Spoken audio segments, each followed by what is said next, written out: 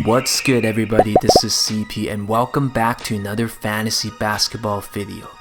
Today I'll take a look at some of the most improved fantasy players during the 2019-2020 NBA season. If you play in the long-term dynasty or keeper league, some of these players might be worth trading for or building your team around in the future, as their fantasy value has a good chance to increase for the next 3 to 5 years. With that said, let's not waste any more time and 走起吧. Luka Doncic of the Dallas Mavericks is one of the most obvious players to look at. Just turning 21 years old, Doncic already looks like one of the future faces of the NBA. Fantasy-wise, we saw an improvement in pretty much every major category. He is close to averaging a triple-double this season, as his PPG went up from 21 to 28, and he's averaging over 9 rebounds and over 8.5 assists per game.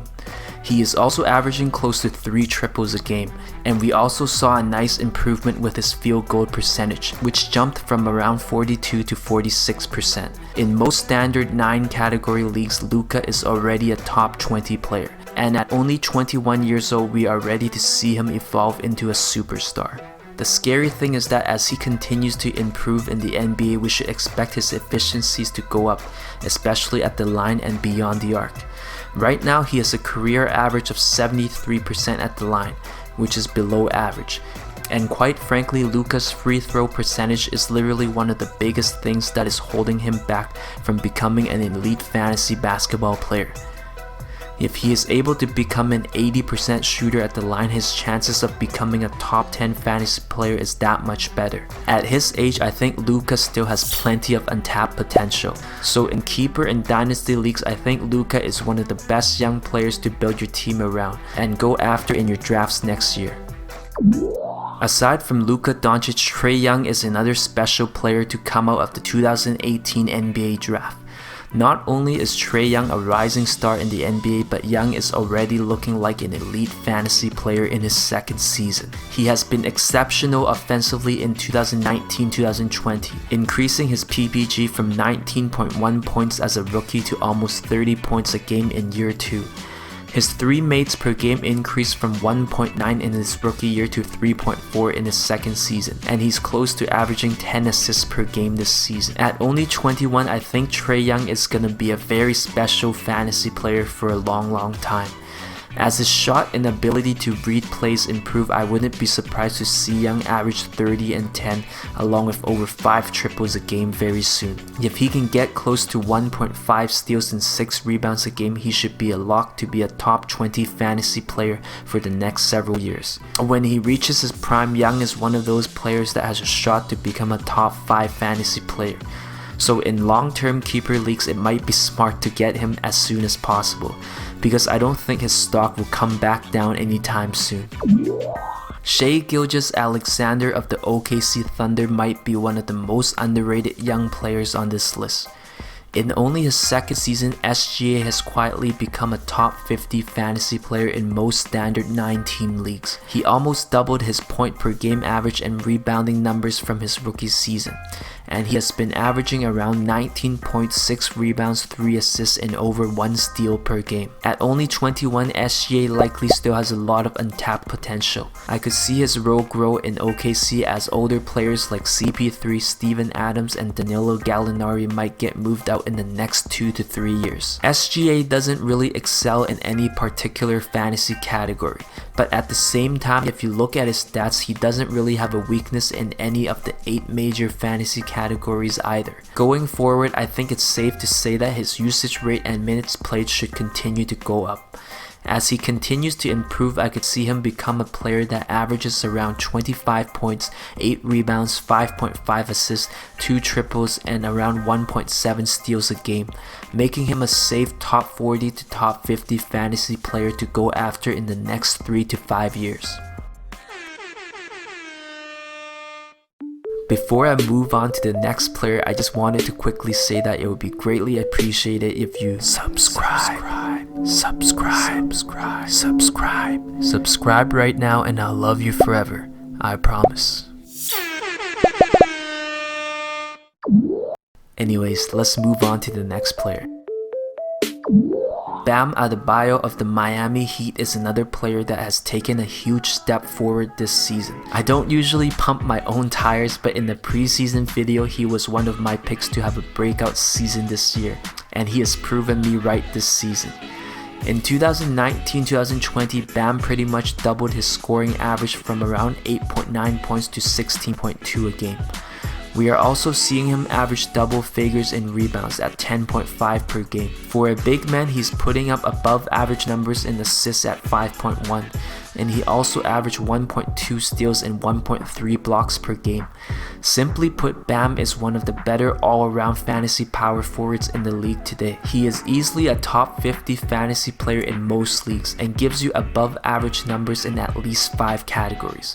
At only 22, it looks like he will remain one of the Heat's most important players for the next few years, so his playing time should be there. Considering how Bam plays, it's surprising to see him be so durable as well, as he played in all 82 games last year and appeared in all 65 games for the Heat so far in 2019-2020. In terms of upside, I have a hard time seeing him become a top 10 fantasy player, but I think the top 30 or even top 35 is very reachable, especially if he improves his scoring, adds a 3-point shot, and improves his efficiencies at the line. In long-term dynasty and keeper leagues, I wouldn't hesitate to have a fantasy player like Bam on my team any day, as he is one of the more reliable power forwards to go after that could contribute counting stats for you every night.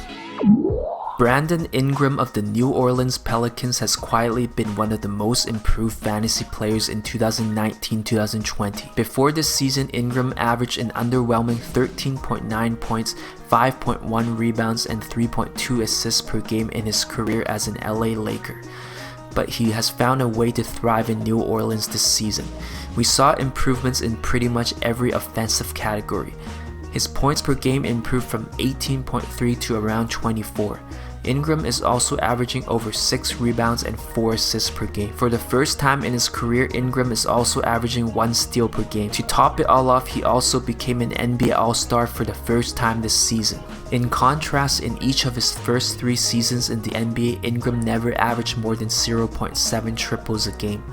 But as a Pelican, he is becoming a better 3-point shooter, averaging a career-high 2.4 this season. One of the most impressive things about Ingram is that he averaged over 85% at the line for the first time in his career this season.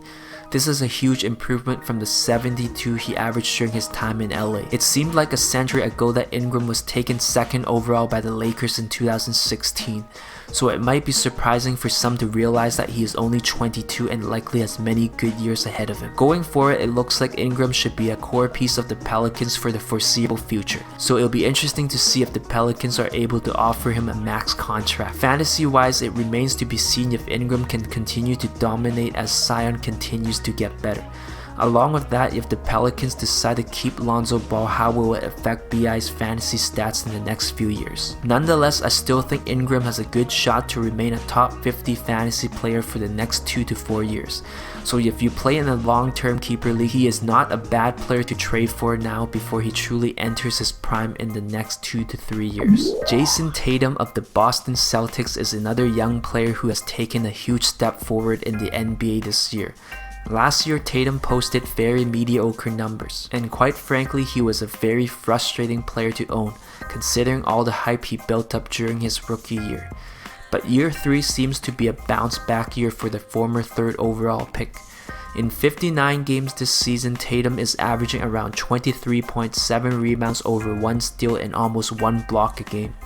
He is also shooting around 40% from deep and is putting up almost 4 more triples per game. At only 22 and barely into his prime, I think Tatum could easily average 25 to 30 points a game at his peak, along with almost 10 rebounds, 5 assists, and 2 steals. To me, it's only a matter of time before he reaches that level. And as players like Kemba Walker, Gordon Hayward, and Marcus Smart continue to get older, it's easy to see that Tatum and Jalen Brown should be the future of this team. Overall, Tatum has remained pretty healthy in his short NBA career, so if he continues to trend the same way, I wouldn't be surprised to see him be a top 30 fantasy player in most standard 9-team leagues for the next 5 years.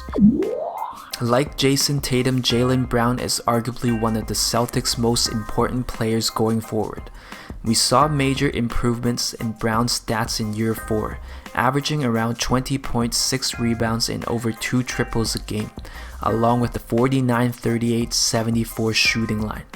Excluding blocks, Brown set new career highs in every counting stat category. Despite a huge boost in usage rate, Brown actually averaged better per minute stats than his past 3 seasons with the Celtics. Brown has never been a must-own fantasy player in his first 3 seasons in the NBA, but has quietly been a solid top 70 to top 80 fantasy player this season. At only 24, there's still a lot to like about Brown's upside as a fantasy player, so owners might be able to reap the benefits for the next 4 to 6 years.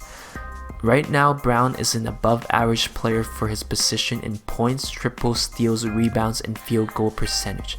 If he's able to average closer to 25 points a game along with 8 rebounds and close to 2 triples, I like his chances to be a top 50 fantasy player next season and beyond. If you enjoyed this video, please click on the link right here to watch more. So let's not waste any more time and 走起吧。